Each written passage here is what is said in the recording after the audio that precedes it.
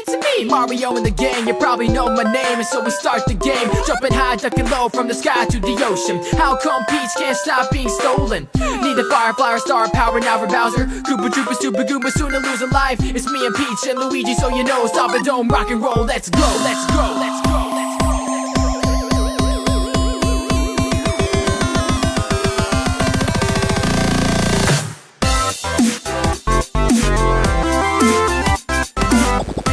Hello everyone, it is Josh. I'm sure most of you remember when I unboxed Wave 1 of the Sonic Prime figures by Jakks. Well, I'm back again, this time with Wave 2. But unfortunately, I was only able to get the Shadow and Sonic Boscage figures, and not Gnarly Knuckles or Rusty Rose. Because I bought these two figures at my local GameStop, and for some reason they only had these two figures. It was fine. I didn't really feel like spending a lot of money that day anyway. Either way, I feel like I got the more interesting figures in Wave 2. And the reason why I skipped the unboxing, as you probably saw, is because these two figures, for some reason, took way longer than they should have to take out of their packaging. But I'm just glad to have the Shadow figure, because I think that might be the most interesting one in Wave 2 so far. And of course, we got another Sonic figure, which is just the same as the New York City one, but this time he has the Boscage gloves and kicks, which is really, really nice. And just a little side note, this doesn't really have anything to do with the main figures, but I was able to get the movie Luigi figure that I was missing from my Mario movie Jakks figure line. Yeah, just thought I'd tell you all that real quick. Let's start by taking a look at the Shadow figure, because holy shit does he look good.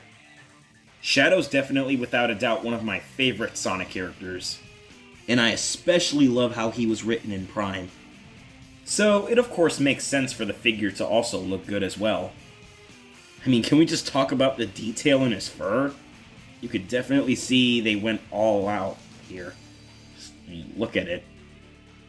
So he's basically fully articulated. You can move his arms, elbows, head, of course, his legs, and he even has some like little ball joints for his shoes. Oh man, I think this might be one of the best figures we've ever gotten for Shadow in a long time. This figure might even be better than the Joyride SA2 Shadow figure, which people claim to be the best Shadow figure for some reason.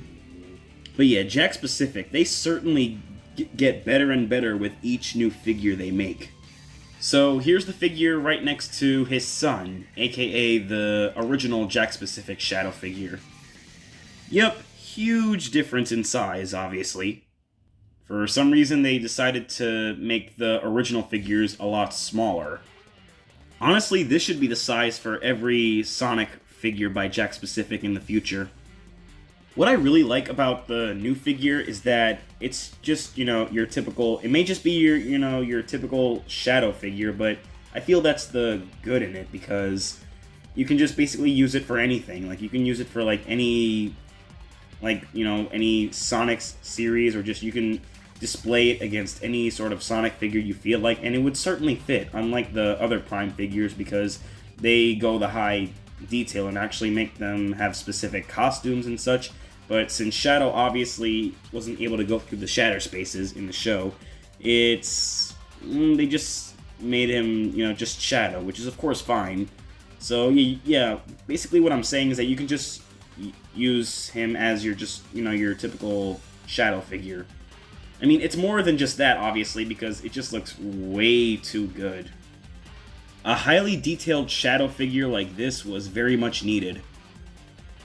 Another huge improvement is that the Shadow figure is actually easy to stand.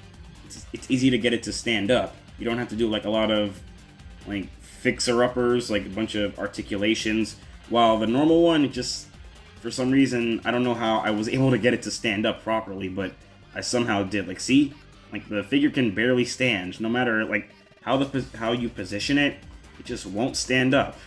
So most of the time I would just have him leaning against a wall or something, but that's one huge advantage that the new figure has. You don't have to do much just to get it to stand up. Another thing that I noticed is that on the original Shadow figure, it actually has somewhat more detail in like the little white fur on his chest, and his little like ring bracelets are, you know, more shiny and just have a little more gold texture to them, while on the Sonic Prime figure, it's like it's just the white fur on his chest is just smooth. Camera won't focus. Yeah, the camera only focus. See, you can see like the white fur is just all smooth here, and on his little bracelets, they're just standard yellow, which, you know, I understand why they went in this direction because of, you know, the nature of Sonic Prime as a whole. Like, it's like more goofy than usual, but that's the enjoyment I have with Prime. I just really appreciate like all the stuff they went for with it. The show definitely has its charm, which this Shadow figure certainly has as well. One last thing to take note of is that on the new one, it has way more detail, of course, as usual. And on the original one, they just went basic and just didn't add all of the like the extra details.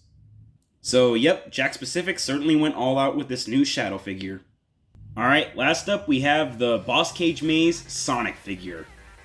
And I'm not really going to be spending a lot of time on this one because, yep, as you guessed, it's just the same as the New York City Sonic, except he has new gloves and shoes. But I will say this figure is a huge improvement from the New York City Sonic figure. Here's a comparison. Notice the improvements? The colors and textures on the new one just look a whole lot better than the New York City figure. I mean, I still like this figure, but for some reason they just decided to add more texture to this one rather than this one. Like, the eye color is lighter, and just like all the colors in general just feel lighter, while on the new one it just looks more darker, which just looks kind of better to me.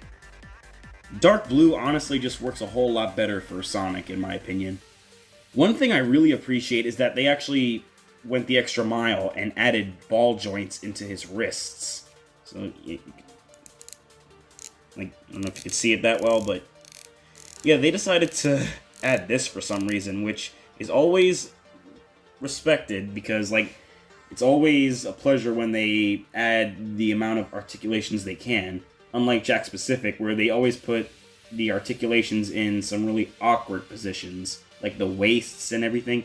You don't have to be fully articulated to be a good figure. You could just have it like be in the arms, legs, the neck, but not in like the weird spots, like the, you know, torso and stuff like that.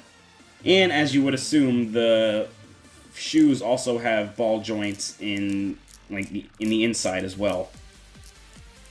And I really like the claws that he has on his gloves and shoes. Reminds me a whole lot of... So yeah, I'd consider this to be the better version of the Sonic figure. I mean, I don't know, I kind of like the design on his gloves and shoes on the New York City figure a teensy bit more, but this is also pretty good as well.